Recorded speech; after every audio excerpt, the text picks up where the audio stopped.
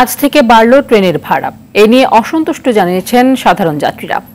১০০ কিলোমিটারের বেশি দূরত্বে ট্রেনে ভ্রমণে আসন কিনতে হচ্ছে রেয়াত সুবিধা ছাড়াই।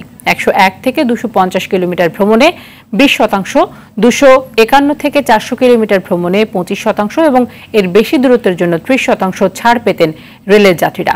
সেই বিধান উঠে যাওয়ায় বর্তমানে গন্তব্য ভেদে ২০ টাকা থেকে ১৫০ টাকা পর্যন্ত শোভন চেয়ারের টিকিটের দাম বেড়েছে। এসি চেয়ারের দাম বেড়েছে সর্বোচ্চ ৩০০ এবং কেবিনের ভাড়া বেড়েছে ৪০০ টাকা পর্যন্ত।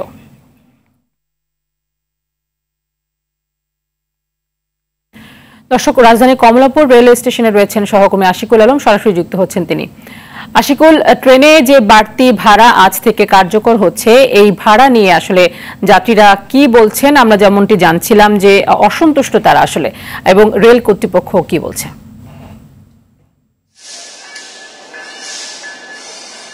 তানি, ধন্যবাদ আপনাকে। এই বাড়তি যে ভাড়া যেটাকে আমরা বলছি, রেলওয়ে কর্তৃপক্ষ কিন্তু সেই ভাড়া বৃদ্ধির কথা মানতে নারাজ। তারা কিন্তু বলছেন যে তারা যাত্রীদের যে রেয়াতি সুবিধা ছিল ১০০ কিলোমিটার পরবর্তী সময়ের, যেটা ২০ থেকে সর্বোচ্চ ৩০% পর্যন্ত, ৩৫% পর্যন্ত, সেই জায়গাটায় তারা রেয়াতি সুবিধাটা কর্তন করেছেন।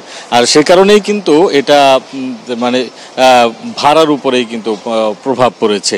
আমরা বেশ কিছু যাত্রীর সাথে কথা বলছিলাম, তারা যেমনটা বলছিলেন যারা নিয়মিত যাতায়াত করেন, তাদের কথা হচ্ছে যে সুবিধা না বাড়িয়ে, যাত্রীদের যে ধরনের সুবিধা আসলে রেলে থাকার কথা, সে ধরনের সুবিধা কোনো কিছু না বাড়িয়েই এই যে রেয়াতি সুবিধা প্রত্যাহারের মাধ্যমে ভাড়া বাড়ানো হলো, সেটি আসলে কোনোভাবেই যৌক্তিক নয়। এবং আরেকটি বিষয় জানিয়ে রাখি তা নিয়ে আপনাকে, যেসব ট্রেনগুলো কমিউটার ট্রেন, যেগুলো বেসরকারিভাবে চলে, সেই ট্রেনগুলোতে কিন্তু বছরের পর বছর একটি অনিয়ম চলে আসছে যে একটি টিকিট ক্রয় করতে হলে সাথে আরও অতিরিক্ত 2টি টিকিটের মূল্য তাদের পরিশোধ করতে হয়। একজন যাত্রী যখন যাবেন তখন কেন তাকে আরও 2টি টিকিট কিনতে হবে এবং সেটির জন্য টাকা পরিশোধ করতে হবে, এই বিষয়টির এখনও পর্যন্ত কিন্তু কোনো সুরাহা আসেনি। এবং বছরের পর বছর কিন্তু এই কাজ করে যাচ্ছেন বেসরকারি খাতে যারা রেল চালাচ্ছেন তারা। এতে কিন্তু যারা এই স্বল্প দূরত্বে যান তারা কিন্তু এক ধরনের ভোগান্তিতে পড়েন এবং সেটি এখনও পর্যন্ত কার্যকর রয়েছে। আমরা কিছুক্ষণ আগে এখানে রেলের স্টেশন ম্যানেজার ব্রিফ করছিলেন, সেখানেও কিন্তু এই প্রসঙ্গটা আমরা এনেছিলাম।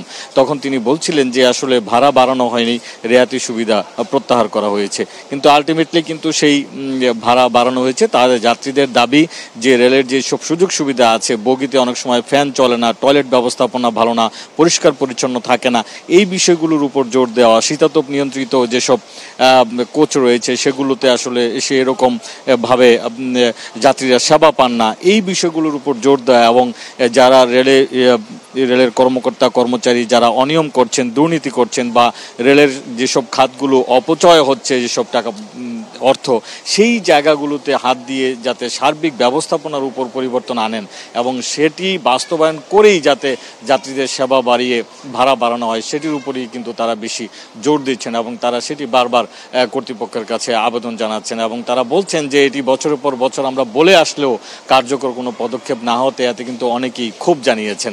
তা নিয়ে এই ছিল আমার কাছে কমলাপুর রেলওয়ে স্টেশন থেকে। ধন্যবাদ আপনাকে।